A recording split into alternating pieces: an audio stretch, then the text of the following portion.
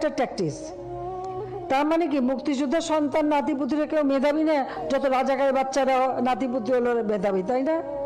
কিন্তু এটা ভুলে গেলে চলবে। 10 জনের সামনে কথা বলতেছি, কিভাবে কথা বলতে হবে এই কথা বলার ভাষাটুকুই যদি আমি না জানি, ওই 10 জনের সামনে কথা বলার কোনো যোগ্যতাই আমার নাই। 1971 সালের পর থেকে যারা জন্মগ্রহণ করছে, যুদ্ধতে অংশগ্রহণ করতে পারে নাই, তারা সবাই রাজাকার। আমি, আপনি, আপনার বাবা, আমার দাদার নামও যেহেতু মুক্তিযোদ্ধার কোঠায় নাই, তাহলে আমার দাদা সহ আমরা সবাই রাজাকার। এক কথায় বলতে গেলে বর্তমান দেশে 16,98,00,000 নাগরিকদের মধ্যে 2,31,000 মানুষ মুক্তিযোদ্ধা, এদের পরিবার বাদে আমরা সবাই রাজাকার। যে রাজাকারের নাম শুনলে একটা সময় আপনার চোখে ঘৃণা চলে আসতো, এখন একবার ভেবে দেখুন সেই রাজাকারের ট্যাগে আপনার ঘাড়ে চলে আসতেছে। সেই ট্যাগ আপনার ঘাড়ে দিতে এক বিন্দুও দ্বিধাবোধ করতেছে না, কারণ তার পদে উঠতে আপনার কোনো প্রয়োজন হয় না। বিকজ যে দেশে ভোট ছাড়া ক্ষমতা পাওয়া যায়, সেই দেশে আবার কিছু বলতে ভাবতে হয় নাকি? আজকের ভিডিওতে একটা কথা বলে যাই, মাথায় রেখে কথা যত বেখেলে হবে, পতন তত দ্রুত হবে ইনশাআল্লাহ। পার্সোনালি আমি কোনো রাজনৈতিক সম্পর্কের সাথে সম্পৃক্ত নয়, কিন্তু একজন সাধারণ নাগরিক হিসাবে এই কথার বিরুদ্ধে তীব্র নিন্দা ও প্রতিবাদ জানানোর প্রয়োজন